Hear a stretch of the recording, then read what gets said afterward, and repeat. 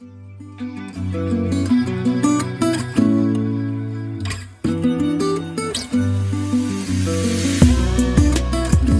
name is Nicole Guansura, and I have the distinct privilege of being your host.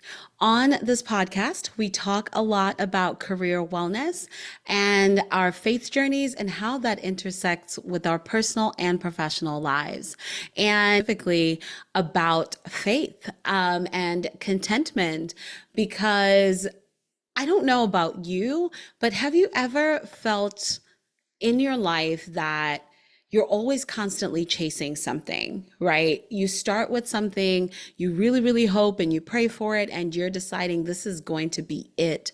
And when you get it, all of a sudden, it's no longer enough. All of a sudden, you're trying to get to the next thing and the next thing after that.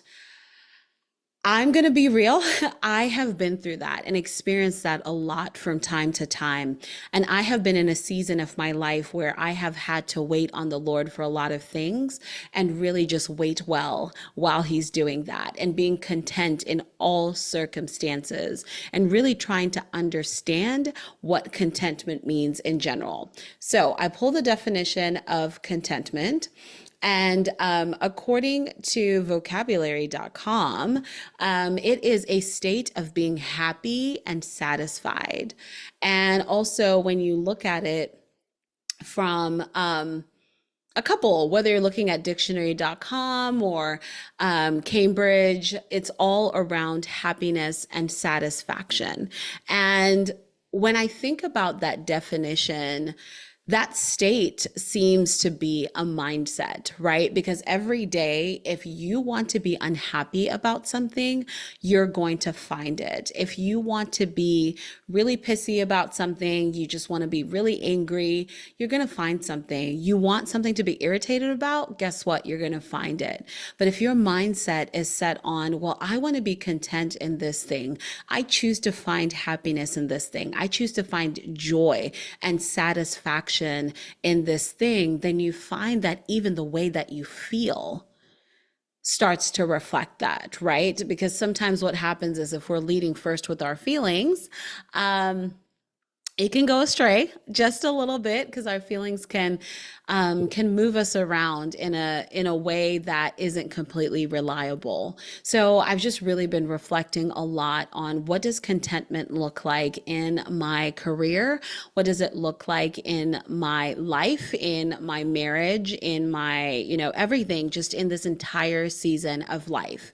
And I was looking at Second Peter in the Bible, in 2 Peter 1, chapter 1, verses 3, the NLT version, which is the New Living Translation, says, "By His divine power, God has given us everything we need for living a godly life.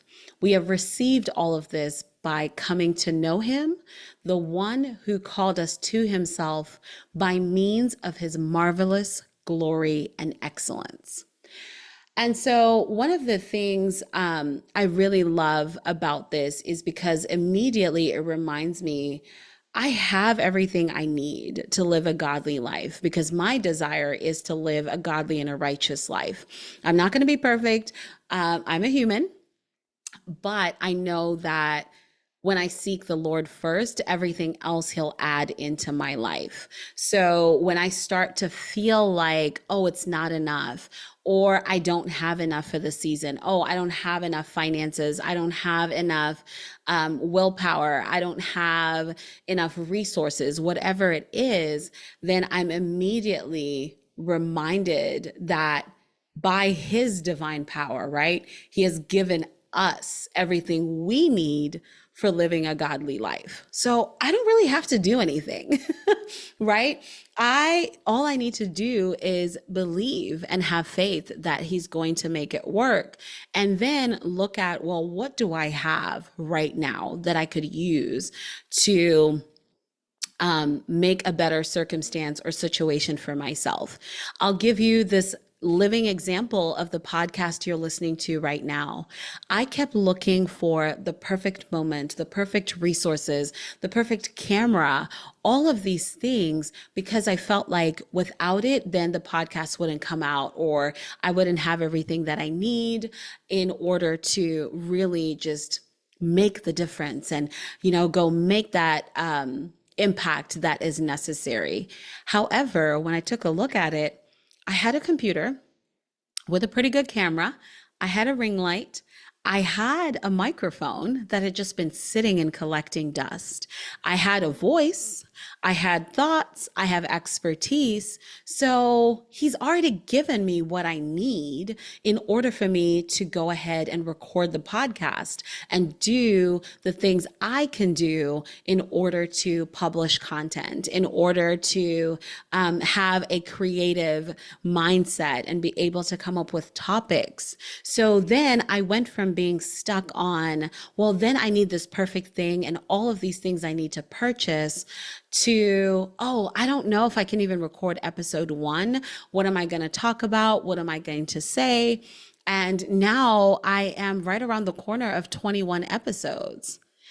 But had I been stuck in that mindset of discontentment, let's call it what it is. Had I been stuck in discontentment, this podcast you're listening to, you would not have heard at all. The walk of obedience that I was being called to in order to use my voice, this thing that I'd envisioned in my head that I could do, that I could share expertise and topics and thoughts around faith and career journeys and everything in between, this would have never come out to the world. And so when I think about that, and I think about the people who share feedback about episodes they've been listening to and how that's resonated to them, or somebody I spoke to and they were talking about some of the challenges that they were experiencing, and I was like, you know what? I think this episode might be really good, or I'd love to hear what your thoughts are on these conversations. Or someone who'll text me and say, I really needed this today. But that opportunity wouldn't have arrived had I not put this out there. Had I just stayed in a state of discontentment and feeling like I didn't have enough. But when I started to feel content and started to shift my mindset back to the fact that, okay, the Lord told me to do something and I'm going to do it. And how he's going to work it out, who he's going to put it out to, that's on him. But I've got to do my step with what I have because he has already given me everything that I need. I have everything that I need, right? And anything that I need after that, I'll just continue to ask, right? Because I think it's at 1 John that says you have not because you ask not. So I think of that very real example. And every day, every week, a podcast episode comes out, I'm reminded of when I was living in discontentment. And then when I think about the season as well of it's summertime, kids are home. There's a lot of things that are being managed at home where I have pockets of time. I'm recording this episode because my son is taking a nap and could wake up at any time. But that is part of the joy of parenthood and motherhood and shifting my schedule, the joy of being a business owner in that I can do that. So when I'm thinking about the mindset of, I'm going to be content in this circumstance, even though the schedule that I've had is not the same. The schedule I have during the school year versus the summer is not the same. And it's a privilege that I get to hang out with the kids during the summer, that we get to do kid days and go do fun stuff, that they also have a little desk set up that they can do some schoolwork or fun work. We're calling it, the Guanzura Learning Center. Those are privileges that I get to do, that I have the privilege of having while the kids are here. So I'm going to be content and find joy and happiness and satisfaction in that thing, not Well, do I have the perfect table and chairs for them to do this? How many printouts? Is it laminated? How many things, what kind of schedule am I going to be able to keep to help them continue with their education? What about this thing? How am I going to balance this out? Life was already hectic before that. Now look at where we are today. So there's so many things I could feel and experience, but instead I'm choosing to find contentment. I'm choosing to use what I have now and not going through the spiral of I must have this thing too, or must have that thing too, in order to bring the vision of this learning center to life. Because my kids don't care about that, especially my son. I could buy something and it will be beautiful, and then he's going to rip it out of the box. He's going to get creative with it. You think you've bought something and it's supposed to be this really cool tool that you use in this space, and he's going to find another way to utilize it, right? So I am finding contentment in the season of motherhood, in the season of summer, and, in some ways, kind of homeschooling the kids. But believe you me, by the time August comes, both of them are going back to school. But I'm finding contentment in this season. How about you? Can you reflect on a time where you have felt discontentment, felt like you didn't have enough of what you needed, or felt like if only you had this one thing? And what happened when you got that one thing, right? Did it shift, and did, the world turn? What is that John Mayer song, Waiting on the World to Change? Did your world change? Did something drastically shift because you were able to purchase that thing? And if so, that's good. Good for you. But what also happened after the fact? Were you back to the same sense of, well, that was great for the time being. How about this thing? Now I want to focus that on, now I want to focus on the next thing and the next thing. And when you look at it from a general career perspective as well, think of how I was having this conversation with my husband recently about, this number, the salary number, that he was like, when I get there, I have hit the jackpot, essentially. Like, this is it. And he got there and he surpassed it. And it still, in some seasons, felt like it wasn't enough. It felt like there was still more. But then when we started to reflect, we went through this beautiful moment of bonding where we were reflecting on the way that the Lord has provided for us because we took our step of obedience. I can't pray and say, Lord, I want a car, I want this thing, but I'm not going to do the due diligence of researching how much it costs. I'm not going to look at my account and have a better understanding of what our finances look like and what our budget looks like, because how am I going to pray a specific prayer? How is he going to provide in a place that is scattered in chaos? He will. But I think for me to understand and know that I'm going to be a good steward of those resources that I'm praying for, then when he's giving it to me, I know, hey, this is coming for this assignment for me to purchase this new thing or to invest in this new thing. So we were having that discussion of, okay, well, there is so much contentment in the place that you're in. What are you able? Look at what you're able to do and provide at the salary range that you are right now.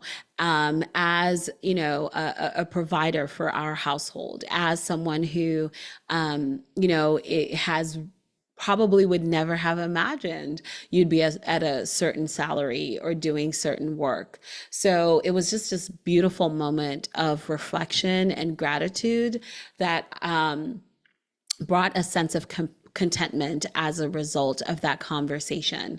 So again, I pose the question to you.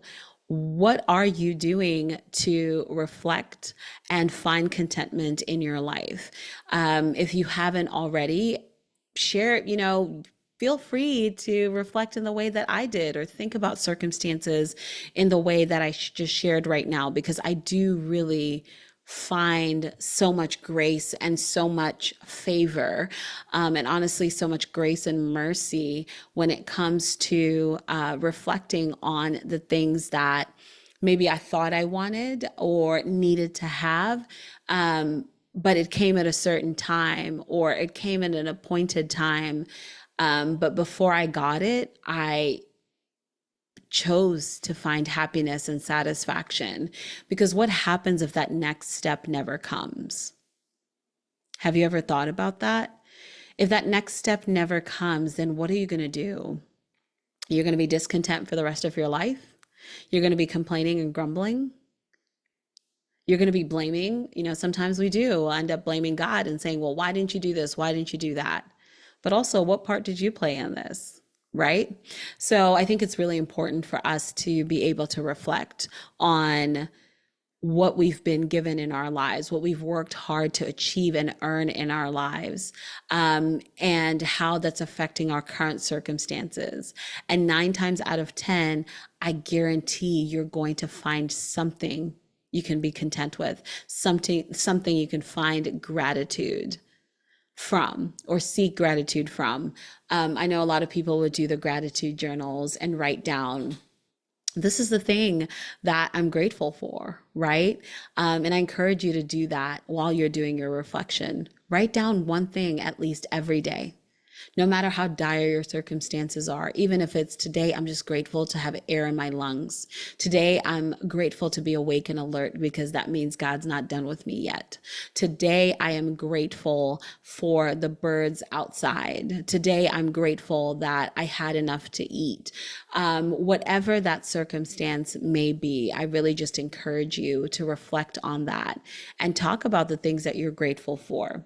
I journal. I started to journal, a thing I never really used to do, but I really enjoy that. And I just finished my first journal from front to back. So I'm starting a fresh journal tomorrow.